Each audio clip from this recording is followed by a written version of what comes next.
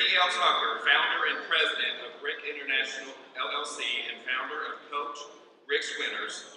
He is a professional coach to executive, leaders, and individuals. Mr. Tucker's objective is to encourage, coach, and train individuals, organizations, and teams to pursue excellence. He has a strong desire and passion to help others achieve their desired goals. His mission is to help you be your best. It is with great honor to welcome to this podium tonight, Mr. Ricky L. Tucker.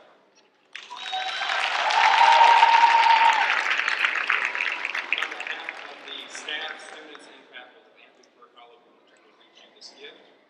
Thank you very much.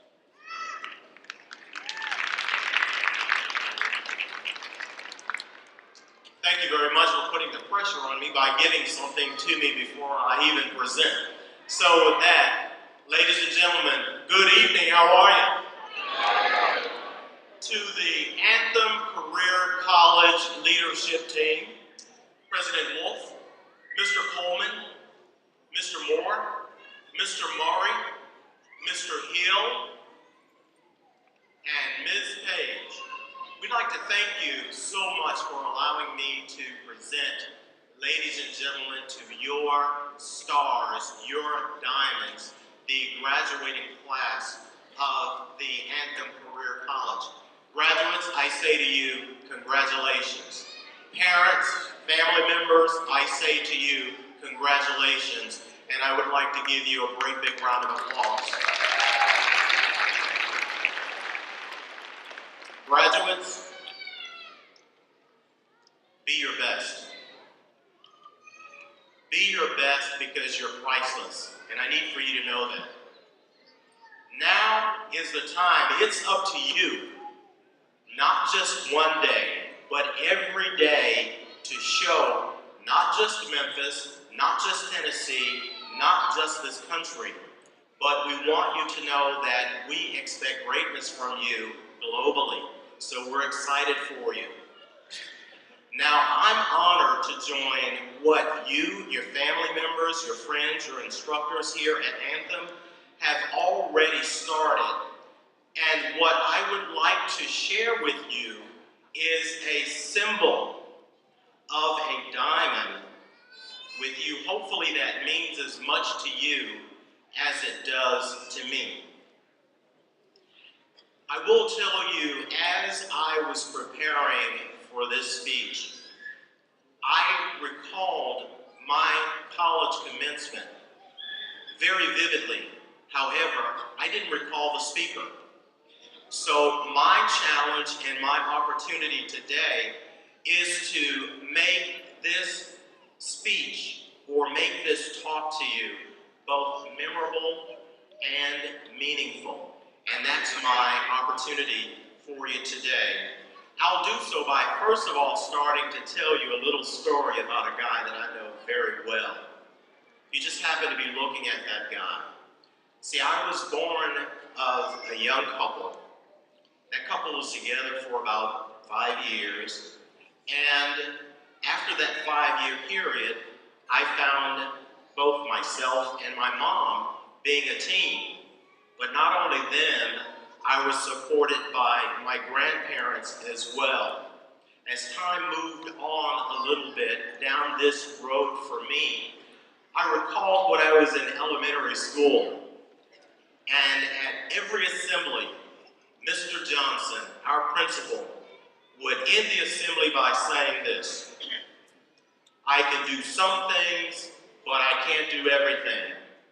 But what I can do, I ought to do. And what I ought to do, by the grace of God, I will do. I remember that very vividly, but the thing that I enjoyed so much was when he ended it by saying, thank you very much. So the thing that I want to share with you is you can do those things and focus on that. As time rolled on and I became a teen, I remembered things that were said by my mom that started to shape and mold my manhood. And during that time, I was also fortunate enough for my mom to meet this guy. She married that guy, and he later became dad. So at 14, she met this gentleman, and my mom has passed along some 20 years ago. But ladies and gentlemen, I'm here to say that that man who stood in the gap for me, who is dad, has been there for me and is still for me at 57 years of age. So he's still there for me. And Dad, I appreciate you for that. As I continued on as a teenager, there were two things that my mom drilled into my head over and over and over again. And they were in the form of two questions.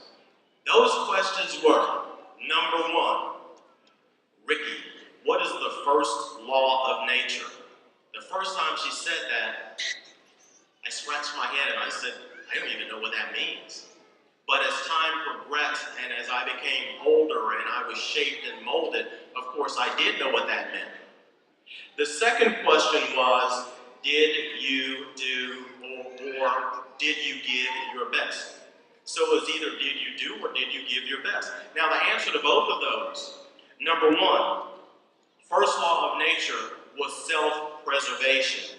She wanted to instill in me to take care of myself so that I would be prepared to take care of others and take care of my tasks ahead. That second answer, did you do your best? And the answer simply should have been yes. And I did say to her, I did do my best. Now because we were so close, when it came time for college for me, I wasn't interested in going to college because I was an only child. It was just my mom and myself, and I wanted to go to work immediately to buy my mom that dream home because I felt that was my responsibility. But being the mother that she was, the question came again, Ricky, don't you want to be your best? And my answer simply was, yes.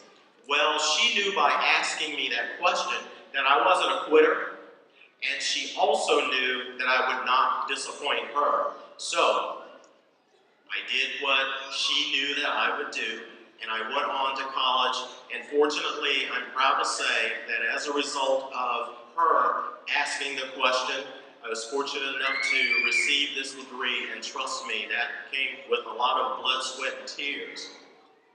Since that time, ladies and gentlemen, I've been fortunate enough to go on and do some graduate studies. I've been a certified Dale Carnegie instructor for the past 10 years or so. I have gone through executive coaching training so that I can help other executives to be their best.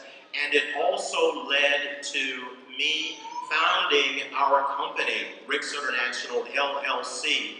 And I am so incredibly blessed to do what I love and to do it with someone that I love dearly, and that's my wife, Gwendolyn Tucker. So, as I end this story and this talk, I'd like to share something with you that relates to each and every one of you being your best. And each and every one of you being like priceless diamonds. While I was working as a life coach with student athletes in Indiana, I was working with the legendary Coach William Smith, who's like a big brother to me. During that time, I traveled to Johannesburg, South Africa. While I was in South Africa, I attended diamond school so that I could learn how to cut and shape and polish diamonds. Well, while I was during the time that I was in that class, we had the opportunity to experience what diamonds were really like in their rawest form, or the rarest form. The instructor would go on to say, bring the American forth and let him experience this. Ladies and gentlemen, I have the pleasure of holding $5 million worth of diamonds in the palm of my hand. Why am I telling you this? I'm telling you this simply because when I returned to the United States, I returned to that high school team only to find out a few years later